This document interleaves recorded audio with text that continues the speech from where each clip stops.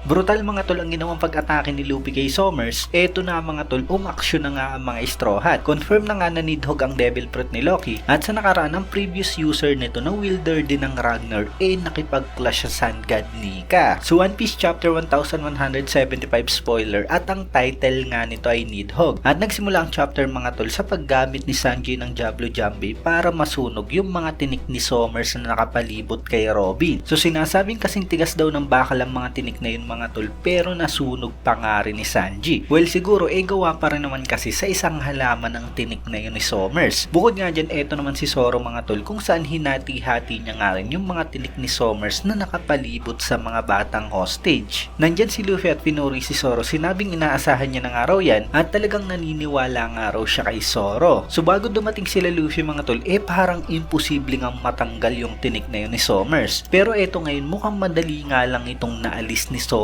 at Sanji. Anyway, eto, nireveal na nga ni Elder Jarol ang totoong Devil Fruit ni Loki mga tol. Taglay niyang Dragon Fruit, Mythical Zone, Model Nidhogg. So expected na nga natin yan mga tol dahil sa una pa lang, talagang yan na nga yung inaasahang Devil Fruit ni Loki. Nagkatotoo na nga talaga mga tol at isa nga yan sa mga mythological creature ng Norse mythology. So dagdag pa nga ni Elder Jarol, kahit sino para makakain ng Devil Fruit na yun, magiging pinakamalaking dragon sa mundo. Pero nakaproportion pa rin daw yung size ng dragon sa kung sino man ang makakakain ito. Kaya ang full potential daw ng Devil Fruit mailalabas lamang kung isang ancient giant ang makakakain ito. So basically mga tol, kahit normal na tao nga ang makakain, pinakamalaking dragon pa nga rin siya pag nag-transform. Yun nga lang, hindi siya ganito kalaki sa kung gaano kalaki si Loki mga tol. Dahil para talaga sa isang ancient giant mga tol, ang Devil Fruit na to. At tingin ko, hindi rin talaga papayag ang Ragnar na makain nga ito ng hindi isang ancient giant. Anyway, eto pa nga ang matindi mga tol sa mga sinabi ni Elder Jarol. Meron nga raw isang certain God of War na taglay ang Devil Fruit na Nidhogg at wielder nga rin ng Ragnar. At sa nakaraan nga raw o sa sinaunang panahon, nakipag-clash nga raw ito sa Sun God. So hindi natin alam kung bakit nga sila nag-clash mga tol. Possible na dahil ito sa gustong maging kakampi ng Sun God ang sinasabing God of War laban kay Im-sama. Pero possible na parehong-pareho kay Loki ang sinasabing God of War, yung tipong hindi nga magpapa-under o makikipag-alyansa ng basta na lamang. Kaya nag-clash nga ang dalawa mga tol. Parang foreshadowing nga rin itong mga tol na posibleng maglaban din si Luffy at Loki. May mga nababasa pa naman ako sa comment na baka daw madome reverse ni Im-sama si Loki. Pag nagkataon,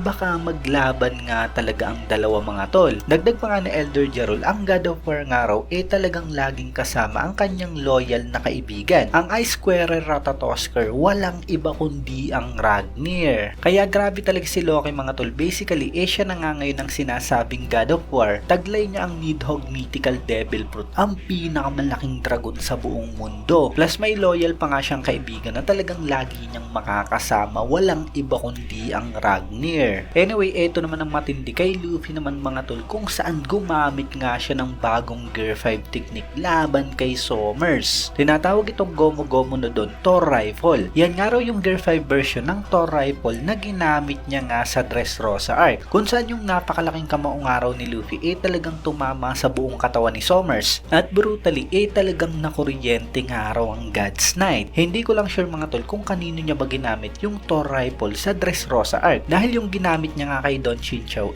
Thor Elephant Gun. Maring yun na nga yun at may mali dito sa spoiler mga tol. Anyway, tinalo na nga raw ni Loki halos lahat ng mga nightmare monster dahil sa kanyang lightning power. Habang si Imo nga raw mga tol nasa Holy Land at nag-react nang makita si Loki. At sinabi nga nito na yung si Nidhogg raw nandyan lang daw pala sa Elbap. At ang pagkakasabi niya nga mga tol talagang gigil nga siya. So mukhang mangyayari na nga talaga ang napakatinding laban dito sa Elbap mga tol. Gigil nga si Im-sama mga tol at mukhang talagang hinahanap niya nga ang Nidhogg. Nandiyan na nga ito sa Elbap kasama pa si Luffy at ang Sun God. Kaya maaaring gawin na nga ni Im-sama mga tol ang lahat para matalo na ang dalawa sa mga puntong ito. So bali ayan nga lang mga tol ang nilalaman ng spoiler natin para sa One Piece Chapter 1175. Kung nagustuhan nyo ang video to, huwag nyo sana kalimutan mag-iwan ng like dahil napakalaking tulong na yan para sa ating channel. At yun, maraming salamat sa inyong panunod at mag-iingat kayo palagi.